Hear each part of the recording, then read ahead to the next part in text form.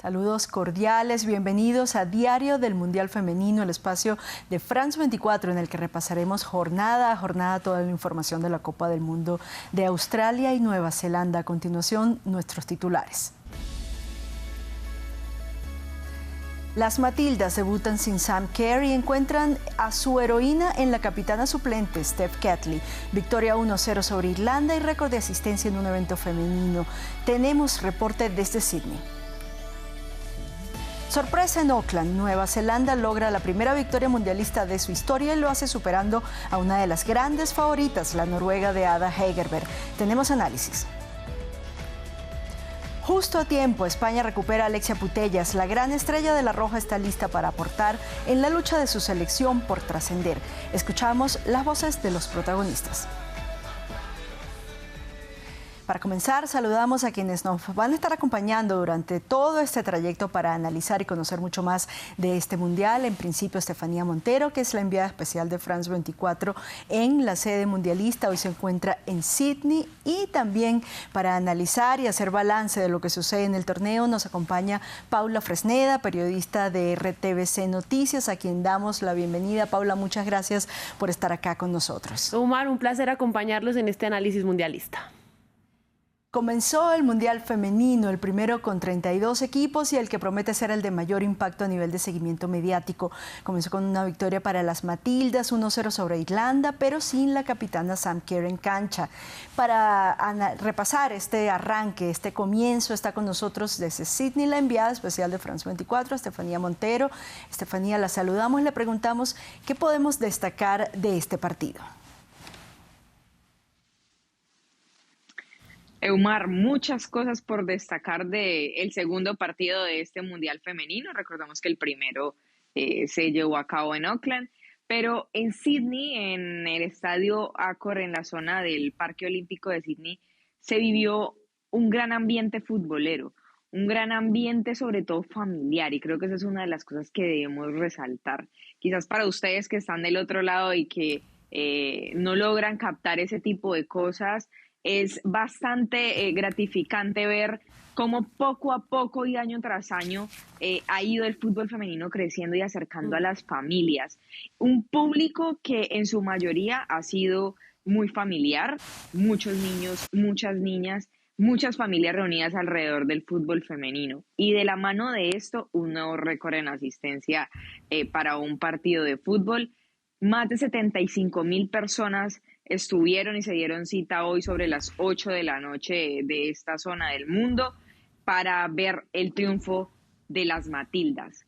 Vamos a hablar de fútbol, hablemos de fútbol. Muy importante el triunfo de Australia de cara a lo que pretende en este mundial y de cara a ser, por supuesto, anfitrión. Es un equipo que se enfrentó a un equipo de Irlanda que se quejó un poco de un amistoso con Colombia por un juego bastante físico, pero que finalmente terminó haciendo lo mismo, un juego bastante cortado, un juego en el que intervino el VAR y que también sancionó un tema, un penal, y que por ahí también se abrió el marcador aquí en Sydney. Muy buen resultado, creo que Australia no logra todavía, creo que es un primer partido y creo que no logra todavía verse totalmente compacto, pero que será un equipo que con seguridad va a dar mucho de qué hablar en este Mundial. Estefanía, sabemos que la lesión de Sam Kerr se conoció cuando faltaba una hora para el inicio del partido, se contaba hasta ese momento con ella, al momento que se revelan las alineaciones se conoce de esta ausencia y le preguntamos cuál fue la reacción que usted pudo palpar en el estadio cuando se vio esa lista sin su capitana. Pues mucha gente no sabía, indudablemente, incluso para muchas personas fue mucha sorpresa esta situación. Habían niños, habían personas, habían fanáticos con las camisetas esperando a ver a Sam Kerr, y cuando sucedió esto, pues sí hubo un aire de desilusión. Es cuando quieres ver a tu ídola y de repente no la puedes ver, estás pagando una boleta para verla, hay un estadio totalmente colmado, un primer partido inaugural, un primer partido de un mundial, además eres sede, quieres ver por supuesto a todo tu equipo con todas las estrellas, entonces sí hubo un poquito de desilusión, pero eso lo mermó un poco también el triunfo, ¿no? Creo que todos querían ir a ver a las Matildas ganar, El ambiente, como les digo, fue muy, muy emocionante. La gente salió muy feliz, más de 75.000 personas. Entonces creo que la ausencia también se tapó un poco con el resultado y sobre todo con el buen juego que también mostró Australia.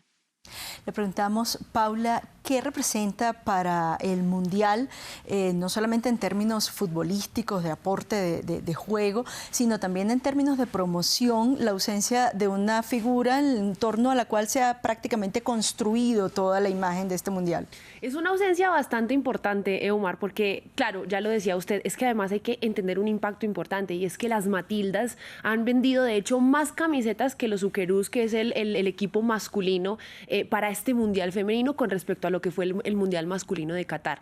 Y con esta figura de Sam Kerr construida, realmente es bastante importante que no esté, porque además ustedes hablan de Matildas y de la primera persona que muchos de los seguidores del fútbol femenino piensan justamente es en Sam Kerr.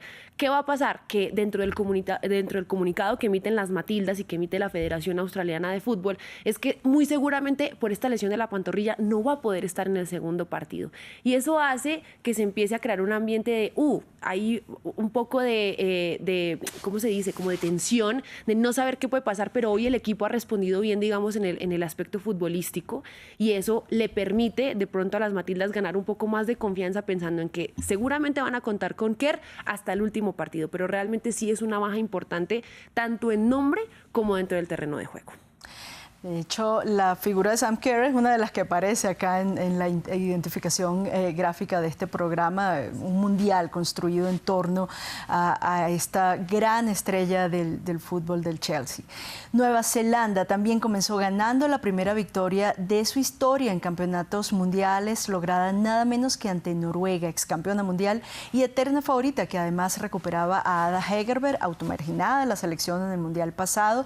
Y le preguntamos a Estefanía, ¿de qué habla más este resultado? ¿De lo que trae Nueva Zelanda para este mundial o de lo que le falta aportar a Noruega para ratificar ese favoritismo? Yo creo que tiene un poco de las dos esa pregunta, porque es que sin duda ser sede y sin duda ser anfitrión tiene una responsabilidad anímica con el público, con tu familia, con las personas que te están apoyando. No es lo mismo jugar en otro país ajeno a estar con tu gente, y además es que tienes un récord histórico en asistencia también en Auckland, que es algo impresionante. Yo lo mencionaba en anteriores entregas, y es que en este lado del mundo, tanto en Australia como en Nueva Zelanda, el fútbol no es lo que representa, por ejemplo, para Latinoamérica, no es el deporte rey. Aquí la gente se desvía por el rugby o por el cricket. Entonces, cuando ves el fútbol de Nueva Zelanda como lo vivieron hoy, hay un tema anímico también, ¿no? Pero también hay un tema Noruega, y es que Noruega se vio maniatado tácticamente. Creo que Nueva Zelanda logró controlar muy bien las zonas de ataque y sobre todo esas líneas que buscaban espacios y hacerle daño a Nueva Zelanda. Su esquema defensivo fue realmente bueno y logró en ataque. Incluso el marcador pudo ser mucho mayor, pero no se dio porque botaron un penal. Entonces al final, sobre el último minuto, por cierto, entonces al final creo que fue un partido bueno de Nueva Zelanda, y es un partido que también muestra que vamos a tener sorpresas. Y ya empezamos con la primera de ellas, y es la derrota de Noruega y la primera victoria de Nueva Zelanda como anfitrión. Paula, Ada Hegerberg es una figura innegable del fútbol mundial, la goleadora de la Champions, pero había estado fuera de su selección durante 5 años, ya había regresado el año pasado. Le preguntamos, ¿esa desconexión pesa a este nivel o ha sido suficiente el tiempo que ha tenido para volver a conectar con su equipo nacional? Hoy me sorprendió mucho el nivel de Ada, la verdad. Siento que este año en el que ha vuelto al equipo le ha permitido reencontrarse con su fútbol y también con la idea de lo que quiere plantear Riise, la entrenadora, para esta selección noruega. Ahora, hoy en este partido inaugural, debo decir que Ada fue de las mejores jugadoras que tuvo Noruega en el primer tiempo. porque después en el segundo tiempo vimos a una Nueva Zelanda que realmente obligó a retroceder bastante a Noruega. ¿Qué pasa? Que estoy de acuerdo con Estefanía cuando dice que Nueva Zelanda maniató a Noruega. Siento que Noruega al principio tenía mucho la posesión del balón, lo intentó bastante y se aprovechaba un poco de cortar el juego y también de hacer una presión alta para recuperar rápido el balón e intentar atacar. Pero después le ha cedido la pelota a Nueva Zelanda y Nueva Zelanda ha sido muy inteligente. Ada por momentos estuvo cubriendo a Wilkinson, que fue quien terminó haciendo el gol, que por cierto se convierte en la goleadora histórica de los mundiales de Nueva Zelanda, porque ha marcado en 3 ediciones, ha marcado 3 tantos también, y realmente es sorprendente. Creo que, digamos que en temas de figuras, Noruega tiene mucho más potencial en ese sentido que Nueva Zelanda, pero hoy como equipo se comportó mejor Nueva Zelanda que la misma Noruega. ¿Nos habla esto de una evolución del fútbol femenino que tal vez no hemos visto venir? Claro, y me parece que también habla muy bien del trabajo que ha hecho Klimkova, la técnico de Nueva Zelanda, la entrenadora, perdón, de Nueva Zelanda. Me parece que es un trabajo muy interesante porque además lo que dice Estefanía es verdad, seguramente vamos a tener sorpresas. Y Nueva Zelanda hoy ha planteado un partido muy inteligente, ha planteado además en el segundo tiempo una muy buena estrategia que es ir, buscar, jugó mucho por las bandas, así fue como generó también la opción del gol. Me parece que hay que ser un poco cuidadosos con eso de los penales. Percíbalo y tuvo esa oportunidad de pronto ir aumentar el marcador, se pierde, pero realmente creo que Nueva Zelanda nos mostró una muy buena cara, le cedió un poco el balón a Noruega al final, pero realmente habla mucho de la inteligencia de las jugadoras y de la técnica. Una buena cara, además, en lo organizativo, porque sí, luego de ese, digamos, ese momento amargo que se vivió ayer con el tiroteo, el episodio de violencia que se generó cerca donde estaba la concentración de Noruega, se muestra una gran ceremonia inaugural. Claro, a mí me gustó la ceremonia porque es una ceremonia sobria. Creo que los fanáticos del fútbol nos hemos vuelto un poco estrafalarios, por así decirlo, y queremos que se tire la casa por la ventana, pero me parece algo bello. Fue una ceremonia sobria, como les decía, pero además es una ceremonia que invita a la unión de los pueblos, y eso es algo muy de la cultura neozelandesa. Entonces creo que ellas rinden un buen homenaje, las kiwis le dicen, rinden un muy buen homenaje a lo que pasa, porque hay un minuto de silencio. Además realmente fue espectacular porque todo el estadio estuvo en silencio, y ese tipo de cultura nos hace falta mucho, pero se aprende bastante, y es muy bonito ver el homenaje que hacen, pero también cómo salen a la cancha a jugar ese partido con la motivación. Y también ha habido buena noticia para España. Alexia Putellas ya entrena con el equipo, ya el técnico Jorge Vilda puede contar con ella para este Mundial. Así lo dejó ver el propio Vilda en la última conferencia de prensa antes del debut contra Costa Rica mañana. Escuchamos. Bueno, en el momento de ahora nos queda un entrenamiento de esta tarde. Están todas las jugadoras disponibles para jugar mañana. Y en el caso de Alexia, optimizando al máximo todas las sesiones de entrenamiento para tener a la mejor Alexia. Estamos siendo muy delicados con todo lo que se hace y bueno, pues poniendo todos los medios para que Alexia esté en las mejores condiciones y pueda jugar mañana. Antes de revisar lo que representa para España la incorporación de la 2 veces ganadora del Balón de Oro, nos vamos a Madrid para revisar con la corresponsal de France 24, Marina Colorado, cómo está esperando este país altamente consumidor del fútbol el debut de su selección femenina.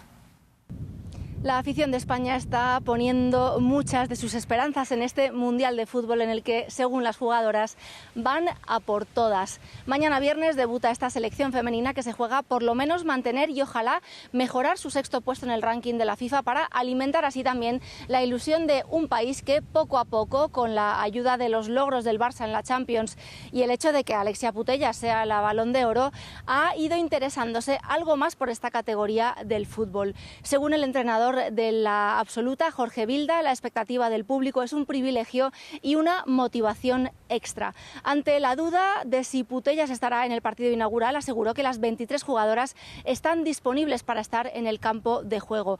Por su parte, la capitana del equipo, Esther González, aseguró que están fuertes y unidas y que sienten el apoyo de la afición.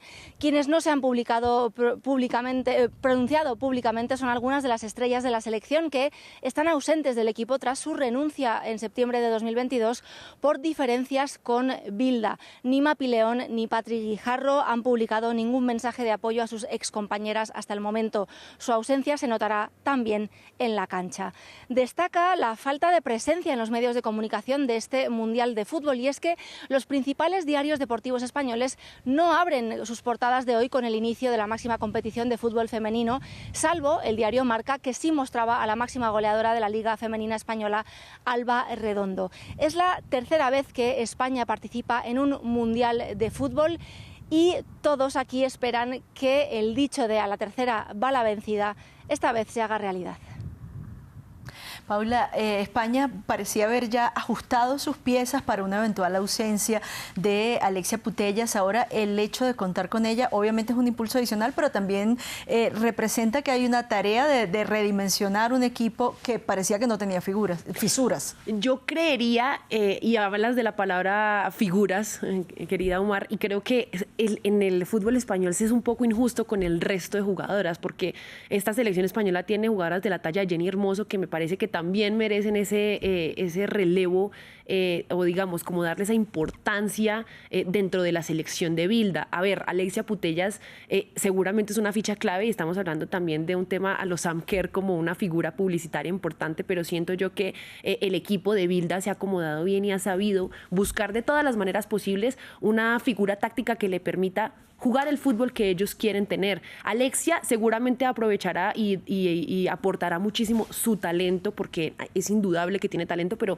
me parece algo importante de lo que decía Bilda hace unos minutos, que lo vean ustedes acá en France 24, y es que hay que llevarlo con cautela, ¿no? Hay que llevarla con mucho cuidado porque viene de inactividad y estos partidos requieren una exigencia del 100%. Entonces, vamos a ver cómo se va a ir adaptando. Yo creo que ahora es más que Alexia se adapte al equipo de Bilda, y creo que eso va a ser relevante y va a ser importante cómo ella se pueda adaptar al equipo, y más que las otras jugadoras se adapten a Alexia Putellas. Sí, es que hablábamos de que España no tiene fisuras, más allá de que no tiene figuras. Sí. Y a Estefanía le preguntamos, viene esta selección de muchos meses de turbulencia por las diferencias de un grupo de jugadoras con Jorge Bilda. ¿Podemos considerar, luego de toda esta fase final de preparación, que ya ha quedado atrás ese capítulo, que ya se pasó la página? Eumar, eso solamente se puede saber en el juego y cómo se vea en la cancha. Definitivamente la relación en jugador-entrenador es muy importante, en este caso jugadora-entrenador. Y el entrenador sigue suscitando polémicas, sigue suscitando controversias, incluso cuando sale la lista de convocadas final, un sector de la prensa española y ciertas personas también allegadas a las jugadoras no estaban muy contentos. Yo no creo que eso haya cesado, incluso por experiencias y por lo que uno ha conocido a lo largo de trayectorias deportivas de seleccionados, sobre todo femeninos. Una vez se rompen ciertas cosas, es muy difícil volver a sanar eso, pero creo que también ahí juega un papel muy importante el querer de la jugadora no perderse este escenario, ¿sí? Para las jugadoras de fútbol, a diferencia del fútbol masculino, no hay tantas oportunidades de mostrarse, no hay tantas oportunidades de mostrar su fútbol, y perderse un mundial es darle la espalda a una oportunidad única, quizás de que te vean, de que te conozcan, de que progreses. Así que hay que verlo. Yo no creo que haya cesado esas diferencias, y tampoco creo que España, a pesar de tener grandes individualidades y estar llamado a ser protagonista, creo que vaya realmente a llegar muy lejos en esta Copa. Creo que eso va a pesar y eso va a cobrar factura. Estefanía, hablando de pesar y cobrar factura, sabemos que para usted ya es viernes, sabemos que su cuerpo lo sabe después de toda esta jornada tan larga, así que la despedimos para reencontrarnos mañana. Muchísimas gracias. Gracias a ustedes, y sigamos hablando de fútbol femenino, que esto apenas empieza. Este campeonato del mundo tiene entre sus puntos fuertes las grandes ambiciones con las que llega Brasil en la última Copa del Mundo de Marta, la primera sin formiga. Nos vamos entonces a Río de Janeiro, donde Valeria Zacone nos cuenta cómo está esperando la capital del fútbol sudamericano el debut de su selección. La selección femenina de Brasil aspira a conquistar su primer título, su baza, una mezcla de nuevas revelaciones del fútbol con veteranas como Marta, que enfrenta su último mundial. Precisamente la estrategia de la entrenadora Pia Sandhage es hacer una mezcla de generaciones. 8 jugadoras tienen más de 30 años y 10 tienen menos de 23 años. Marta, la reina del fútbol que sufre una lesión muscular, estará reservada para los momentos más decisivos de la competición. Recordamos que ella tiene un título importantísimo, es considerada la máxima goleadora de los mundiales, tanto masculinos como femeninos. Además, la FIFA la declaró 6 veces mejor jugadora. A pesar de eso, gana infinitamente menos que sus colegas hombres. Por ejemplo, gana 100 veces menos que el propio Neymar. Y es de esperar que los brasileños abracen a las guerreras de Brasil con mucho entusiasmo. El gobierno de Luis Inácio Lula da Silva ha ofrecido a los servidores públicos, a los funcionarios, la posibilidad de quedarse en casa, de no trabajar los días en que juega Brasil. Eso sí, sabemos que el fútbol femenino despierta menos pasiones que el masculino, pero cada vez más brasileñas acompañan y están apoyando a las jugadoras de la selección. Paula, ¿son realistas estas grandes ambiciones de Brasil tomando en cuenta esas diferencias que todavía persisten entre el fútbol europeo, el de Estados Unidos y prácticamente el resto del mundo? Lo que pasa es que la federación, o mejor, la Confederación Brasileña de Fútbol, trae a Pia Sandhage justamente para eso. Y ellos son claros en la rueda de prensa de presentación y dicen: tienen que ganar la Copa del Mundo, y esa es la razón por la cual Pia llega a ser técnica de la selección brasileña. Ahora, yo creo que este es un equipo muy interesante, creo que eso es lo que ha tratado de plasmar bastante Sandhage con esta selección brasileña, y es esa mezcla de juventud y también esa mezcla de experiencia. Y es que estos procesos de la selección brasileña vienen, son la diferencia en el continente. ¿Por qué? Porque es que vienen muy marcadas unas líneas y aunque se tienen diferentes entrenadores, ellos tienen clarísimo cuál es la idea de juego que quieren implantar, qué es lo que buscan de las jugadoras, cómo les quieren enseñar a jugar ese fútbol para que toda esa línea vaya encauzada a que cuando lleguen a la selección mayores sea muy fácil la adaptación. Entonces me parece muy inteligente lo que están haciendo y creo que son unas avanzadas en el fútbol suramericano, claro que sí, y creo que sí tienen cómo hacer un mundial memorable. No sé si les dé para llegar a ser campeonas del mundo. Creo que por el fútbol que tienen sí, y con la presencia de Marta mucho más, pero el fútbol es incierto y claramente todavía hay unas diferencias que se notan bastante, pero esta selección de Brasil está llamada a ser protagonista en este mundial. Es una obligación, mejor dicho. Bien, y el Mundial de Australia y Nueva Zelanda va a ver el debut mundialista del primer equipo del mundo árabe que clasifica este torneo. Marruecos juega esta Copa del Mundo 8 meses después del gran éxito del equipo masculino en Qatar 2022.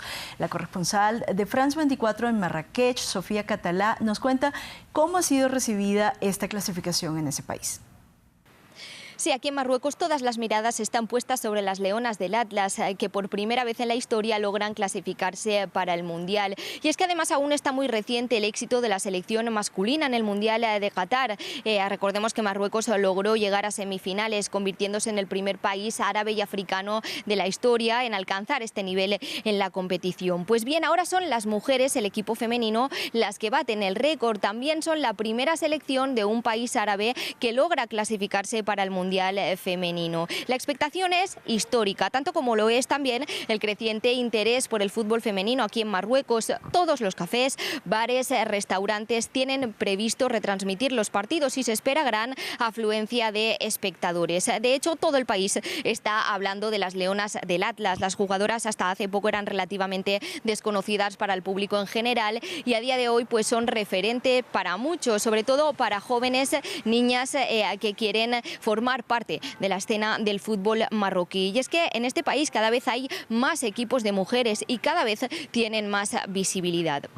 Y esta expectación ya se pudo vivir durante la Copa Africana de Naciones, competición en la que las leonas del Atlas brillaron, lograron imponerse contra Botsuana en cuartos de final, lo que les dio el paso al Mundial 2023. Y pues según en palabras de su entrenador Reinald Pedros, este año la selección pues destaca por sus perfiles jóvenes y también experimentados. Entre las jugadoras cabe destacar a la delantera Rosela Ayán, que fue clave en los partidos contra Nigeria y Sudáfrica, dos de las selecciones más potentes de África, durante la Copa Africana de Naciones. También destacan la centrocampista Gislan Shebak y la defensa Nesrin El Shad, que resultaron también clave para cosechar el éxito en la Copa Africana de Naciones. Y para este Mundial 2023, la selección femenina de Marruecos ha quedado alojada en el grupo H junto con Alemania, Colombia y Corea del Sur. Jugarán su primer partido el próximo lunes contra la selección alemana y sea cual sea el resultado, como decimos,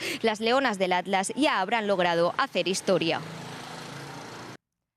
Paula, esta clasificación, se me antoja que esta clasificación de Marruecos nos habla de, digamos, una especie de revolución en el fútbol femenino, donde comienza a proyectarse hasta en aquellos rincones donde nunca había llegado, como es el caso del mundo árabe, ¿no?